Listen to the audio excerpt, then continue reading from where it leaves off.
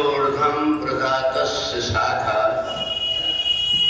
गुण प्रबद्धा विषय प्रबाला अधश्च मूला अनुसंततानि कर्मानुबंधीनि मनुष्य लोके। 15वें अध्याय में पुरुषोत्तम योग का वर्णन है। भगवान कहते हैं कि ये जो संसार है एक वृक्ष जैसे, जैसे वृक्ष में जड़ होती है, पेड़ होता, उसकी शाखा होती, पत्ते होते हैं, ऐसा ही ये संसार भी है। तो भगवान ने अर्जुन से जब अश्वत्थ अर्थात वृक्ष के विषय में बताया तो अर्जुन के मन के अंदर जिज्ञासा हुई कि हम पेड़ में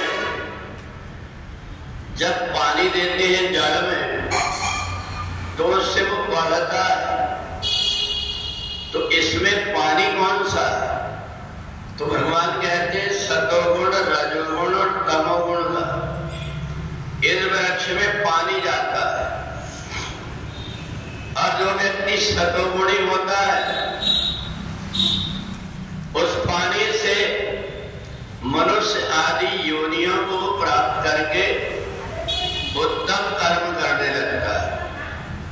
जो रजोगुणी और तमोगुणी में व्यक्ति है उसका जो गुण है, उसका पानी जब इसकी जड़ में जाता है तो कीड़े मकोड़े आदि जानवरों की उत्पत्ति होती है। अब ये 3 प्रकार के गुण इसलिए भगवान ने पुरुषोत्तम योग के पहले बता दिया कि 3 गुणों का हमारे जीवन में बहुत महत्व है। हमने अपने जीवन को सतोगुणी बनाया, रजोगुणी बनाए हैं कि तमोगुणी बनाए। ये सतोगुणी का मतलब है कि जब व्यक्ति अच्छे कर्म करने के लिए उसका मन, कहीं भगवान की कथा हो रही, भगवान का कहीं मंदिर दिखता है, कहीं कोई सत्संग हो रहा है, तो उसका मन करता है थोड़ी देर बैठ जाना चाहिए। तो समझ लेना चाहिए कि उसने अपनी जड़ में पूर्व जन्म में किसी प्रकार से अच्छे कर्म करके और जड़ को सींचा, इसलिए उसका मन, उसकी बुद्धि, उसकी इंद्रियां, ये सब उसको सतोगुण की तरफ ले जाते हैं। परंतु बहुत से ऐसे व्यक्ति हैं जिनको न रजोगुणी होने से मतलब है न तमोगुणी होने से, वो मनुष्य का शरीर तो उनको मिल गया पूर्व जन्म के पुण्य के कारण, परंतु इस जन्म में भी उनके व्यवहार जानवरों जैसे, कीड़े मकोड़े जैसे ही है।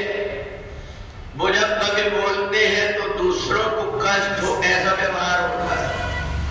वो जब कोई कर्म करते हैं तो दूसरों को नुकसान हो, दूसरों को परेशानी हो, इस प्रकार के कर्म करते हैं। तो इसलिए हमारा जैसे पहले जन्म का कोई कर्म है उसके अनुरूप ही सतोगुण, रजोगुण और तमोगुण से बना हुआ है जीवात्मा। इस वृक्ष की जड़ में जब अपने गुणों का पानी डालता है तो एक पेड़ तैयार हो जाता है। और पेड़ जब तैयार हो जाता है तो उस पेड़ के फिर धीरे धीरे डाली निकलने लगती, फिर पत्ते निकलने लगते हैं।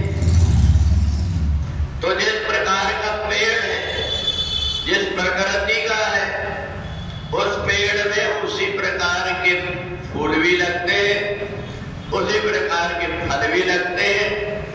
तो इसलिए हमने जो कुछ भी पेड़ को बड़ा किया है और उसमें जिस प्रकार की हमने मेहनत किए है, जैसा हमने अपने आप को बनाया है, वैसा ही वो पेड़ बढ़ता है, उसमें डाली लगती है, उसमें पत्ते लगते हैं। तो इसलिए ये मनुष्य शरीर जो हमको मिला हुआ है, ये 84 लाख योनियों के बाद में मिला हुआ है। और इस मनुष्य शरीर को प्राप्त करके जिस व्यक्ति ने अपना हाथ उद्धार नहीं किया, उस व्यक्ति को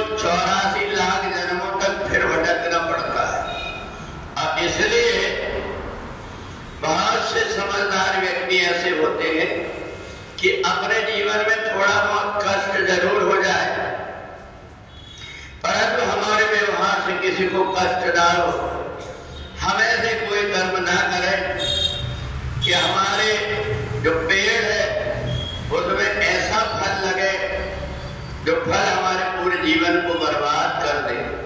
क्योंकि जो कुछ भी फल लगा हुआ है उसी फल से दूसरा पौधा तैयार हो जाएगा।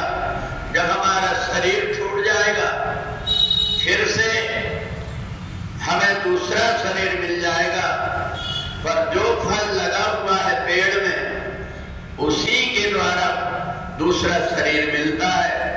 इसलिए एक जन्म में की हुई गलती कई जन्मों तक भुगतना पड़ता है। तो इसलिए परमात्मा ने अगर मनुष्य शरीर दिया है तो जो इसको सत्कर्म में लगा देता है वही भाग्यवान व्यक्ति इस मनुष्य शरीर का ठीक ठीक सदुपयोग कर पाता है। बोले वृंदावन बिहारी लाल